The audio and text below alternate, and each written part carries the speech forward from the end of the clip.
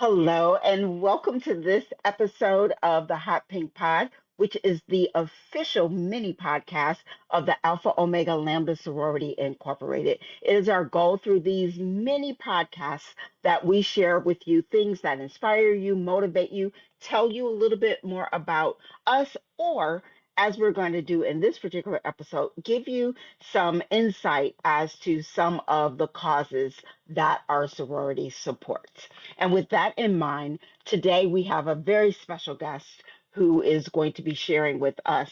Her name is Brittany Johnson. She is a domestic violence survivor and advocate. And given that domestic violence awareness is one of our causes, I thought it would be a great idea to have her on for her to share some of her wisdom and experience and to give you a bird's eye view of what that life is like, and also make sure that you leave with tools to be able to help yourself or help someone that you know. So, with that, please help me welcome to the stage Brittany Johnson. Hello, ma'am. Hi, Camille. How are you? Well, thank you. Thank you so much for joining us and sharing this with my fellow sorors and with our entire online audience. I really appreciate your willingness to be vulnerable and transparent. Could you give people just an idea of who you are and what you're all about? Sure. My name is Brittany Johnson. I am, what is it? It is 9 years. Is it nine? No, 11. Oh, wow. I am 11 years a survivor. Yes. And I, I lost my best friend to domestic violence in Mm. 2023. Um, Currently, I work in grief coaching, and I'm working on establishing a nonprofit that provides emergency housing for those who are trying to escape. Wow. Wow. Um, I'm going to ask the question that's kind of the elephant in the room. And it sounds like such a simple question when I say it behind what you just said, but it's the question that people really need the answer to. So many people ask, why don't they just leave? Right? And as a survivor, how would you help people who don't understand reframe their thinking around that? It does seem like such a simple question, and it seems like it should be as easy as packing a bag and walking out the door, but it's not that easy. This typically involves a lot of fear and control in domestic violence situations. I love this person, but they're taking advantage of me. I love this person, but they're manipulative. And so you kind of take away from the experience just by saying, why don't you just leave? So, a better way to reframe that question is what's making it unsafe for you to leave? Or how can I help Mm. you come up with a safety plan to where we can get you into a more safe environment? Things like that. I love that because you're addressing the obstacle and not Yes, the relationship per se. yes, Because domestic violence, from what I'm understanding, because now I'm studying it just to make sure that I'm well versed, is it's more to it than just physical. It's yes, financial, it's emotional, and like you said at the beginning, it's control. yes, yes. And it's from controlling what's in your bank account anyway to taking your car keys if you're trying to get a break or just or standing in front of the door, blocking the exit. These are all methods that are used to intimidate you when you go to leave. Wow. So, and please, if this is a question that you're not comfortable with, we definitely can keep going because that my goal isn't to make you uncomfortable, but I want to make sure that my audience and my sorors understand. If we're going to take this on as a cause, we want to be educated.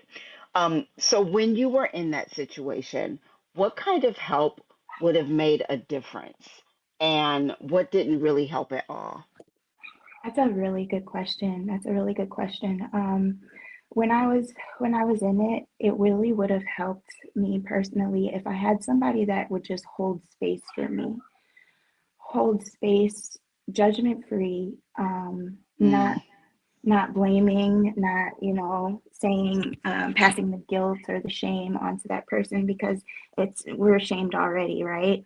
Mhm. So just having someone hold space, letting the person speak, share what they're willing to share, and just providing them with a listening ear and support as much as you can. I love That would that. have helped. Um, Again, what doesn't help so much is why don't you just leave, or Hmm. I don't think, or even the, I don't think I would ever let that happen to me. Like, Oh, wow. yes, I've gotten that a couple of times. Like, I don't know how you let that happen to you. And Wow. it can make you feel really small in those instances. Yes. Wow. So, what does support look like after someone has made the decision to leave? What do survivors need during that healing and rebuilding phase? Definitely going to need a solid community around them.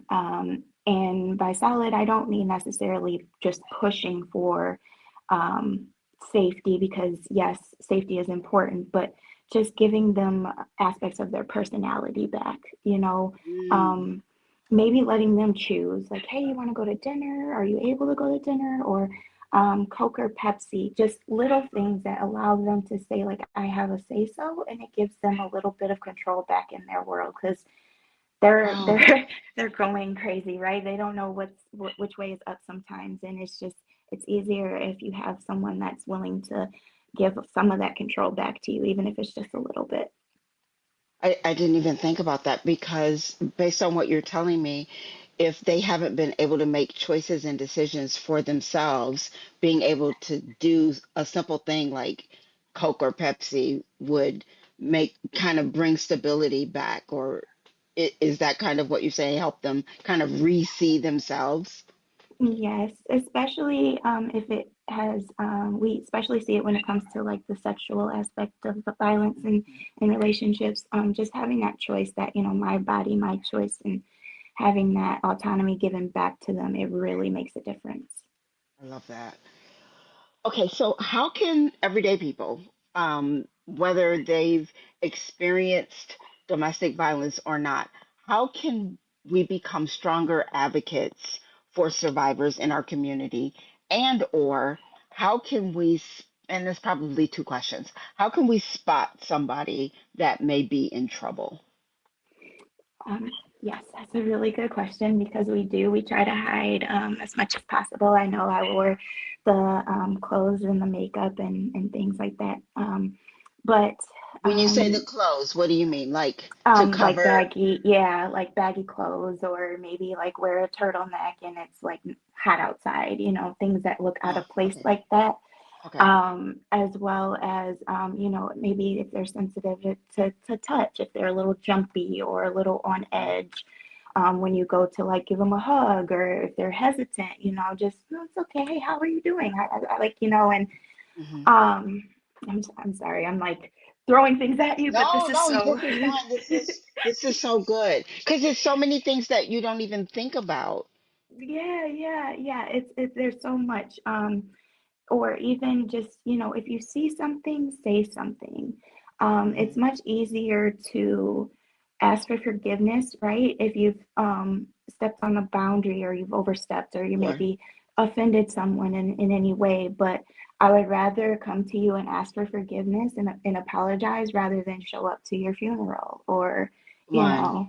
know, and so just, speaking up gently, asking questions gently, saying, hey, like, if you need anything, even though that's another tricky question, Hmm. because typically it's hard for us to voice what we need in that moment.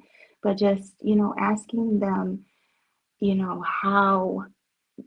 how best you can help them feel safe in that moment, because it takes the focus again off of the relationship, and just, hey, I care about you. I'm noticing something, and I want to keep you safe. I like that.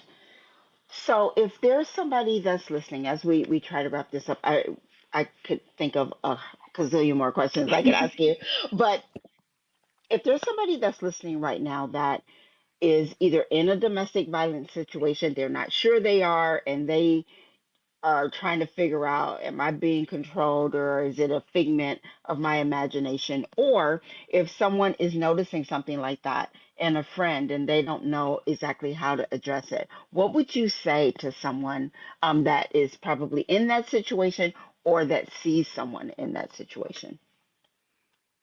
Um, the first thing I would say is just, I see you. Um, you're not alone. And when we start doing the research and looking into, okay, what are my options? Because I'm in this situation that doesn't feel good, you get overwhelmed with all these statistics, right? These Mm, numbers.